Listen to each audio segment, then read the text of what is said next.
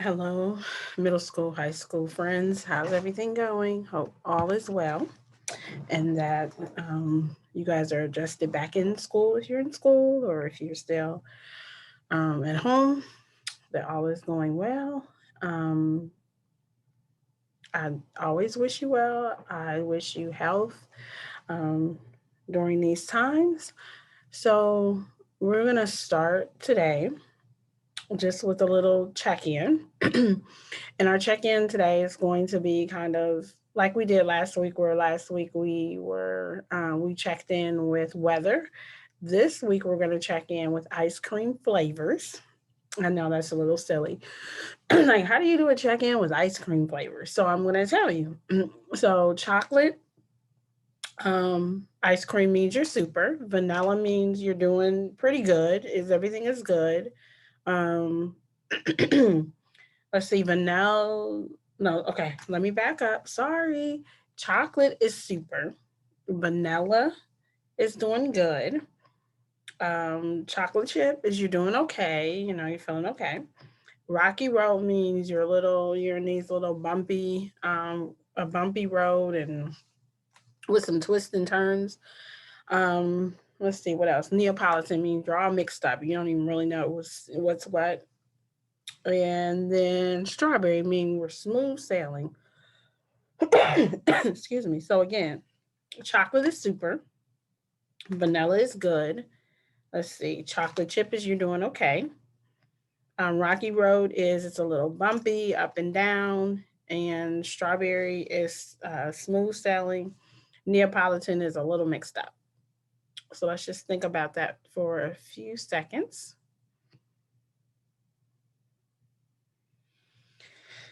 And I will go first. I'm Rocky Road-ish right now. It just seems like there's just a lot going on right now, a lot of stuff being thrown and tossed my way. So I feel like I'm kind of like on a bumpy road and kind of looking around the corner like, what's next, what's going on. So my ice cream flavor to describe my feeling right now is Rocky Road. What's yours?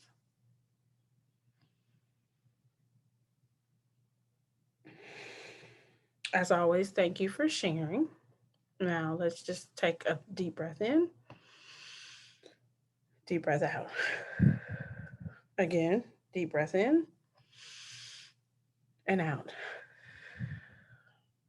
Okay, so I want to start with a little bit of positive affirmations today. So I want you to just take a moment and I want you to think about three things that you like about yourself or that you know that you're good at. And then once you think about those things, I want you to then say them, speak them out loud so that you are able to hear what you're saying. So take a minute, think about that.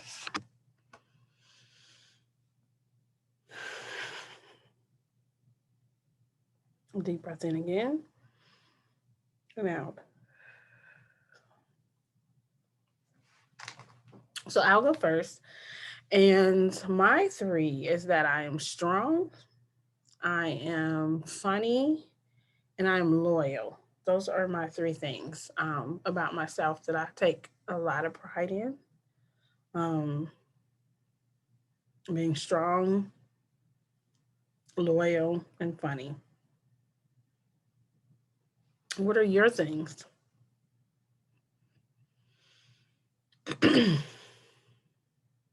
How did that make you feel? Just saying it out loud and then hearing it with your ears. How did it make you feel? I know I felt good. I smiled a little bit. I kind of chuckled um, saying those things. Sometimes you have to say those things to yourself and don't depend on, excuse me, others to say those things to you. Okay. So this week, we're going to start our last section on social awareness, um, in our social awareness section on we're going to talk about perspective taking. And Miss Pleasure cannot talk today. I apologize. Um, Perspective taking. So taking others' perspectives. And this is our indicator for this week. And this is the last indicator um, under the social awareness that we will be going on over. Um, and then we'll have a review week, and then we will move on to our next competency. But basically, perspective taking is being able to see someone else's side in a situation. So if there's an argument going on, or if something happened and you perceived it one way, someone else may perceive it another way, but how you react to the way that they perceived it versus the way you perceived it is perspective taking. So you're taking something else into perspective, someone else's point of view, someone else's emotions and how they felt about it is what all about what perspective taking is about. So let's start with our video for this week. That always kind of helps us bring home the point of what we're doing.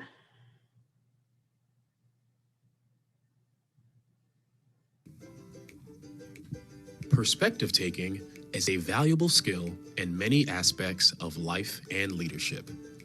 When we talk about perspective taking, we're referring to the process through which one is able to see a situation from the viewpoint of another, understanding their feelings, intentions, thoughts, or view of a particular situation. It doesn't mean we have to agree with their point of view. However, there is understanding and empathy. One of the things that is clear is that we all have our own perspective, or way of seeing the world. For example, consider this image. What do you see? Please write down what you see in this image. Did some of you see a rabbit? Did some of you see a duck? Why do you think that is? This exercise demonstrates that even when presented with the same scenario, or in this case, image, we may see things differently. From one person's perspective, it may be a rabbit, and for another, a duck. Some may see something entirely different. It all depends on your perspective. Many aspects of life influence our perspective, such as our experiences, values, personality traits, information available, personal biases, and more. One's viewpoint can also change depending on your physical position or in the role you play. For example, not everyone on a football field has the same view. Your perspective can vary drastically depending on your place on the field and position, such as quarterback, O-lineman, or free safety. Sometimes, to understand others and to see from others' perspectives, we must reposition ourselves, both physically and mentally. When we acknowledge that there are many ways to see the world, we quickly see why perspective taking is valuable as we work to do things like improve race relations and advocate for social justice causes. Here are a few things to keep in mind. Perspective taking allows you to consider the experiences and viewpoints of others. By doing so, you improve your ability to understand, empathize, connect, and communicate. Finally, when you practice perspective taking, you can be a more effective advocate for others and the issues you care about the most.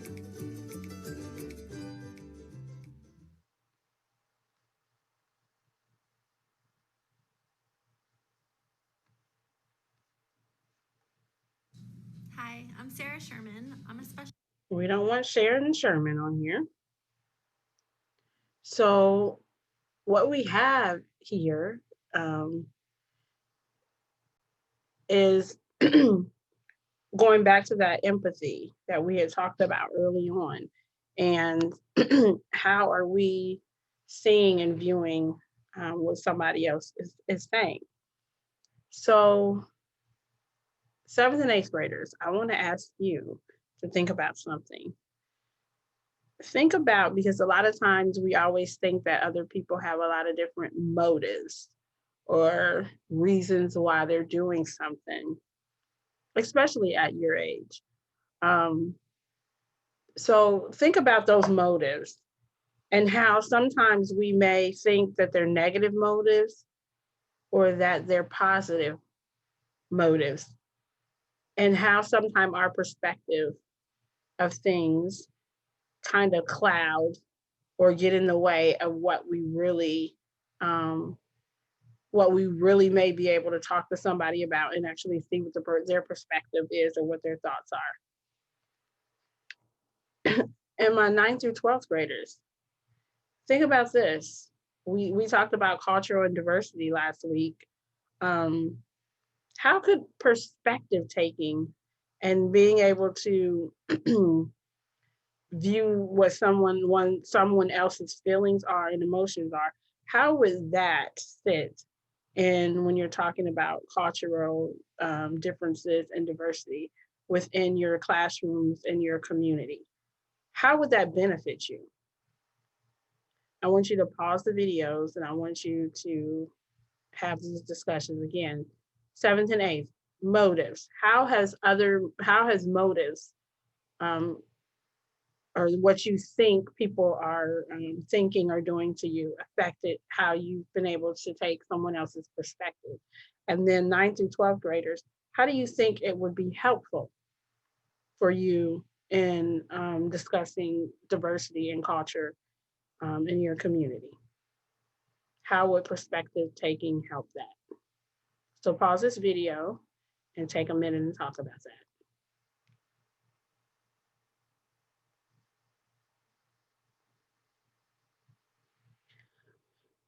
I really hope you were able to have some conversations about these things with others because it's important, excuse me, um, to have the skill of being able to take what someone else is feeling or maybe I'm trying to get across um, and understand that it's okay to have two different perspectives, but how do we, make it work? So I want to just hit you with a scenario really quick. And I'm going to again share my screen because the scenario that I'm going to pick up is kind of on here. I need this to move a little bit and get out of the way. Thank you. And I'm going to blow this up a little bit so we can see. So we're going to be right here talking about this scenario with Vinny. And it says, Vinny has just asked his parents if he can go to an unsupervised party on Saturday night. His parents have said no. How many of you guys have had that scenario happen? I can remember back when I was in high school and in middle school. I would want to go somewhere, and my parents are like, well, are the parents going to be there? Who's going to be there? What's going on? So again, Vinny has just asked his parents if he can go to an unsupervised party on Saturday night. His parents have said no. What I want you to think about, I want you to tell 3 different things that Vinny is thinking. So what is Vinny thinking about his parents saying no to him? Okay. And then I want you to tell 3 different things that Vinny's parents are thinking.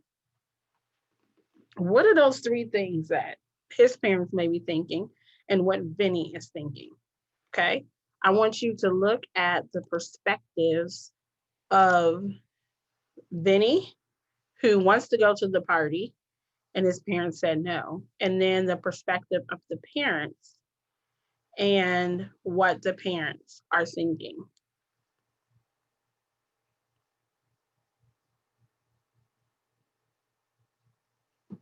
Take a minute and someone around you or write them down what it is. What are the 3 things that you think Vinny is thinking and his parents are thinking?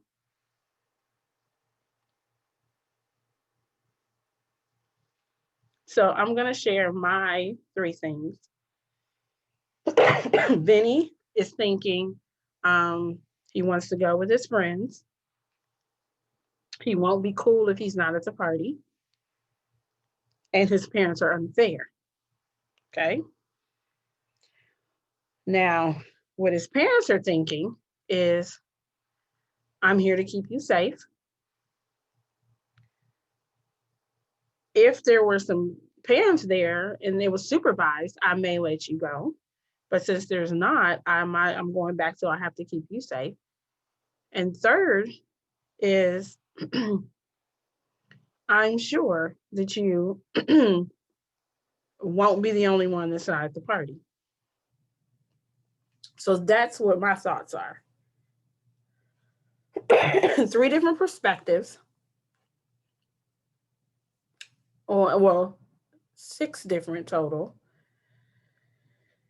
And from those 3 different perspectives that each one of them had, they can come to seeing, they may not agree. Like Vinny may never say that he's okay with not going to the party, but I think that Vinny will be able to know that his parents are trying to keep him safe, taking someone else's perspective. And that's what I want you to think about during this week. Think about the scenarios like Vinny that you are put in and how you react to them. And then how, if you just kind of maybe see it a little differently from somebody else's side, how that would make a difference. Thank you. And if nobody's told you today that they love you, I do, and I always will. So see you next week, and you have a wonderful, wonderful week ahead.